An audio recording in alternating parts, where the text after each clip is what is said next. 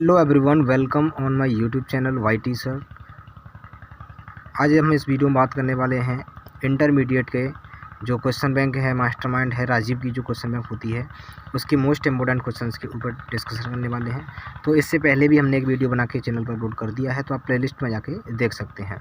तो चलिए, इस वीडियो में हम बात करने वाले हैं विभिन्न प्रकार के फलनों के बारे में। विभिन्न प्रकार के जो फलन होते हैं उसके बारे में हम डिस्कशन करेंगे। इससे पहले हमने संबंध क्या होता है, संबंध के प्रकार कितने होते हैं, उनकी क्या डेफिनेशंस हैं, किस तरीके से उनको डिफाइन किया जाता है, ये सारी चीज़ हमने इससे पहले वीडियो में डिस्कस कर चुके हैं।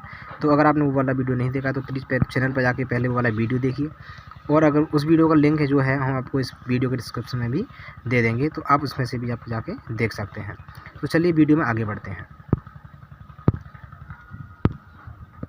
तो सबसे पहले हम पढ़ने वाले हैं संबंधों के प्रकार में। सबसे पहला संबंध है वो है आपका अंतःक्षेपी संबंध। उसके बाद है आपका आच्छादक संबंध, आच्छादक, अंतःक्षेपी। एक्चुअली ये क्या है, चार होते हैं। तो चलिए एक ही बार में मैं आपको चारों के चारों जो फलन के जो प्रकार हैं वो आपको मैं समझा देता हूँ। तो चलिए चलते हैं, एक ब्लैंक पेज ले लेते हैं। इसमें देखिए मान लीजिए ये आपके पास एक सेट है, और ये क्या है, ये आपका मैं x की वैल्यूज़ ले रहा हूँ इधर, और इधर क्या है, fx है,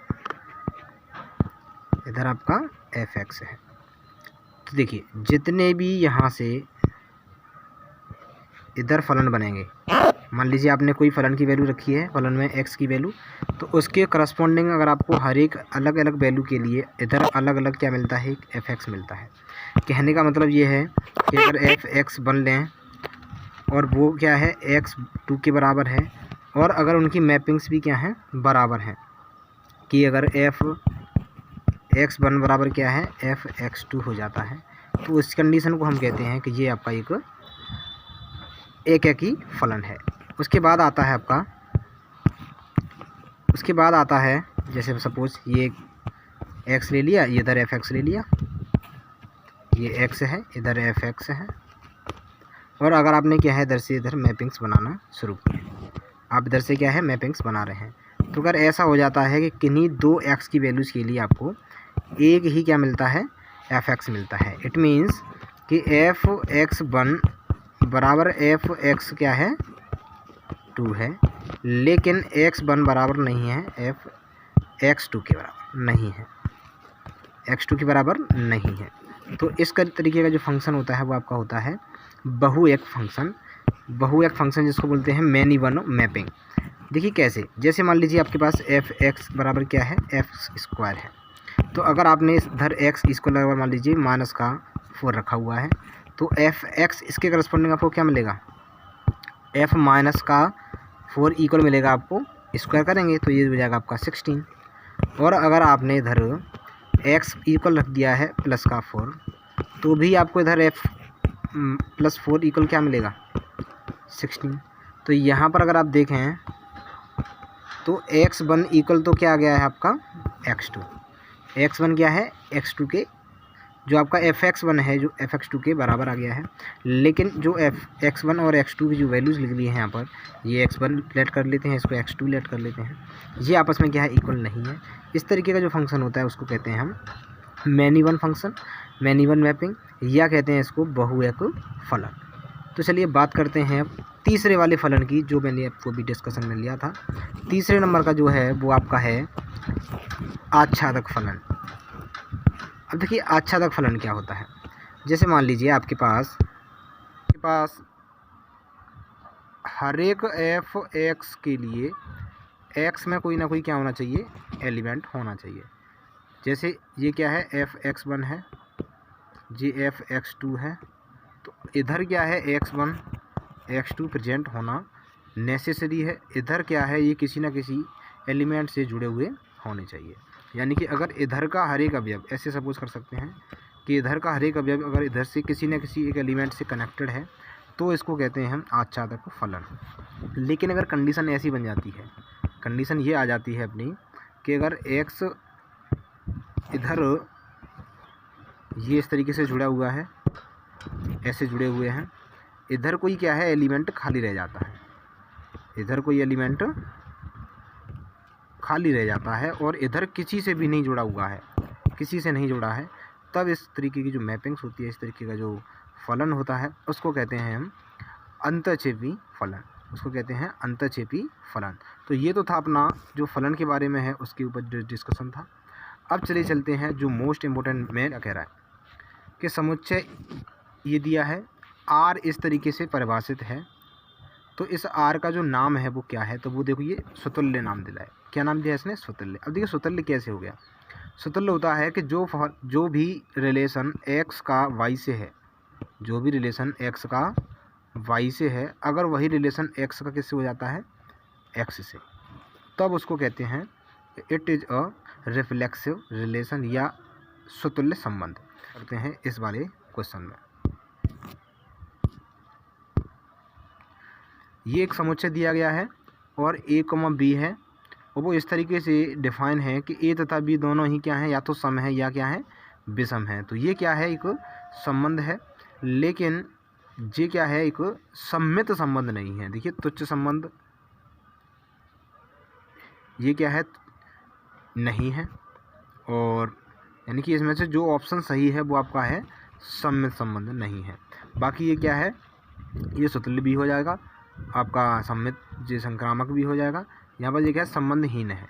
ऐसा भी नहीं है कि संबंधहीन है, हाँ, लेकिन ये स्वतुल्य है कि अगर एक्स कॉमा वाई हैं तो आप या तो सम ले लीजिए या विषम ले लीजिए, और दोनों में से ही सम या विषम दोनों हो सकते हैं। तो ये क्या है? आपका सम्मित संबंध नहीं होगा, बाकी सब ये क्या है? हो जाएगा। चलिए आगे बढ़ते हैं। आगे क्वेश्चन है आपका ये आपको समुच्चय दिया है और ये क्या है? आर दिया है। तो इनमें से आपको ये बताना है कि ये संबंध है तो वो किस तरीके का संबंध है। तो यहाँ पर देखिए, अगर 1,1, 2,2, 3,3, 4,4 अगर ये सभी होते हैं तो वो क्या है? स्वतुल्य हो जाता है। तो 1,1 है, 2,2 है, 3,3 है, 4,4 है, तो ये देखिए स्वतुल्य तो है। आप सम्मित कैसे पहचानेंगे? 1,2 है तो 2,1 भी इधर होना चाहिए, तो 1,2 है तो 2,1 है क्या इधर? 2,1 नहीं है, तो देखिए ये सम्मित तो नहीं है। अब 1,2 है तो 2,3 अगर इसमें है, 1,2 है और अगर 2,3 है तो इधर क्या है? 1,3 भी होना चाहिए। तो ये वाला क्या है आपका?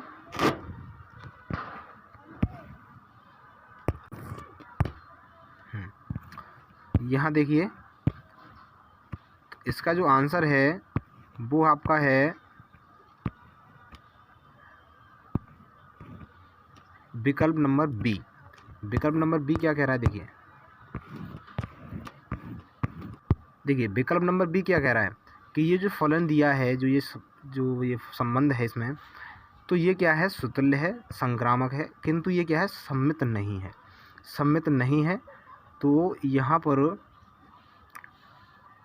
सम्मित नहीं है, वो इसका कारण यही है कि सम्मित तब होता है कि मान लीजिए अगर 1,2 है तो अगर उसके अंदर क्या है? 2,1 भी प्रेजेंट हो जाता है तो उसको कहते हैं सम्मित संबंध।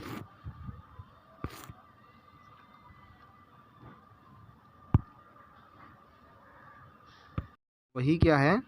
देखिए 1 का 3 से है, वही 2 का 3 का 2 से हो गया है। तो अब देखिए 1 का 2 से भी संबंध इसमें प्रेजेंट है, तो इसीलिए ये क्या हो गया? आपका संक्रामक संबंध हो गया है। चलिए नेक्स्ट है जो बहुत ही इम्पोर्टेंट है, ये कई बार पूछा भी गया है, 2022 में देखिए पूछा है।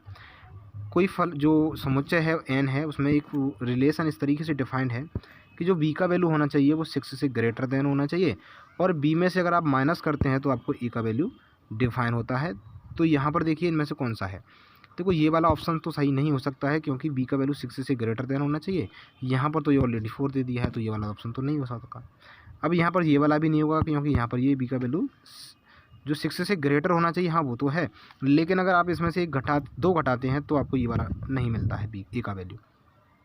यहाँ पर अगर आपने 8 है, 8 में से अगर आपने 2 को सब्ट्रैक्ट किया तो यहाँ पे आता है आपका 6, लेकिन यहाँ तो दे रखा है इसमें 3, तो ये वाला ऑप्शन तो नहीं हो सकता। तो यहाँ पर ये ऑप्शन नंबर जो सी है वो आपका क्या है?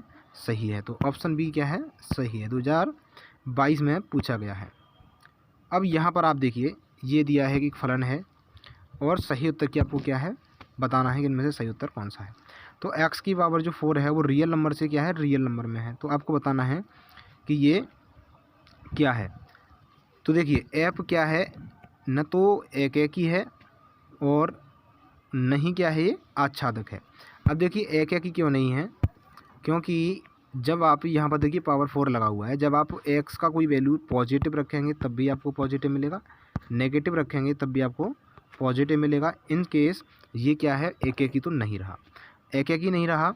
लेकिन यहाँ पर आच्छादक नहीं है, वो इसलिए नहीं है क्योंकि जैसे ही आप fx को इधर लेट करेंगे तो इधर आपकी क्या है, जो इमेजनरी नंबर्स होंगे वो आपको मिल रहे होंगे, काल्पनिक संख्या मिल रही होंगी, जो कि रियल नंबर में होती नहीं है। इसलिए यहाँ पर क्या हो जाएगा, ना तो एककी है ना आच्छादक है।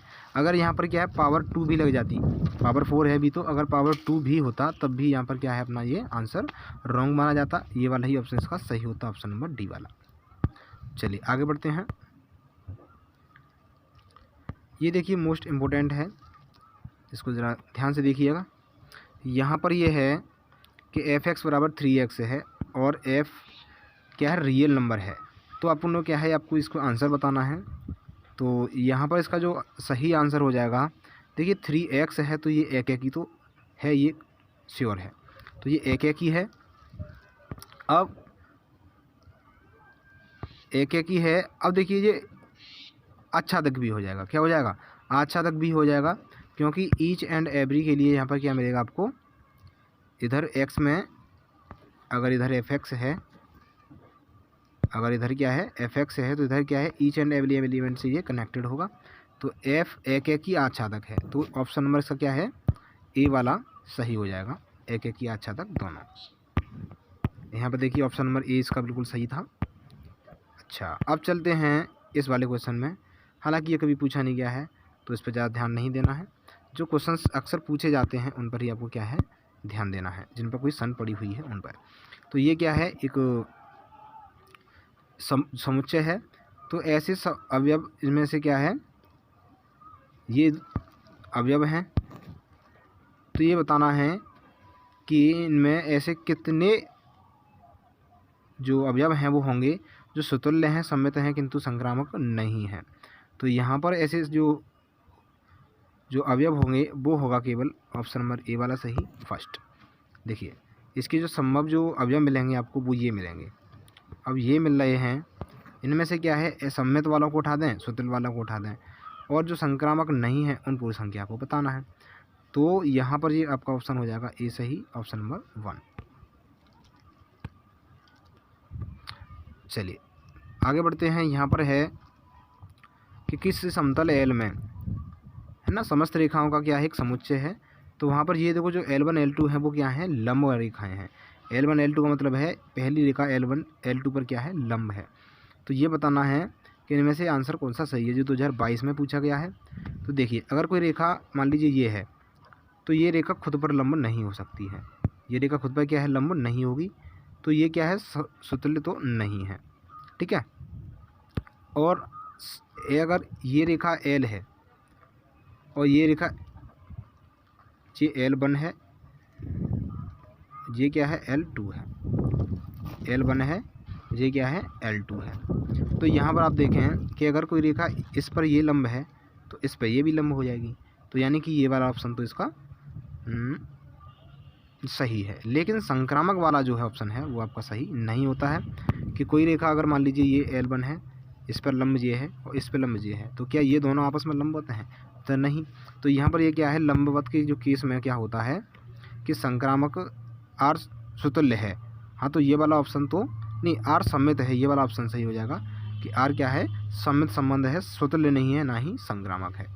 तो चलिए इस वीडियो में इतना ही, मिलते हैं नेक्स्ट वीडियो में। तब तक के लिए गुड बाय, सी यू, और मिलते हैं अगली वीडियो में। और अगर आप इस चैनल पर नए हैं तो प्लीज़ चैनल को सब्सक्राइब, वीडियो को लाइक, कमेंट करके बताएं वीडियो आपको कैसा लगा। और जो भी आपको अगर लगता है कि सर आप इस टॉपिक से रिलेटेड वीडियो बनाइए तो हम उस वीडियो को भी बनाएंगे। तब तक आप ये कर सकते हैं कि आप अपने इस चैनल को अपने दोस्तों तक पहुँचाएँ, जिससे कि उनको भी इसका बेनिफिट मिल सके। तो चलिए मिलते हैं नेक्स्ट वीडियो में। Thank you very much.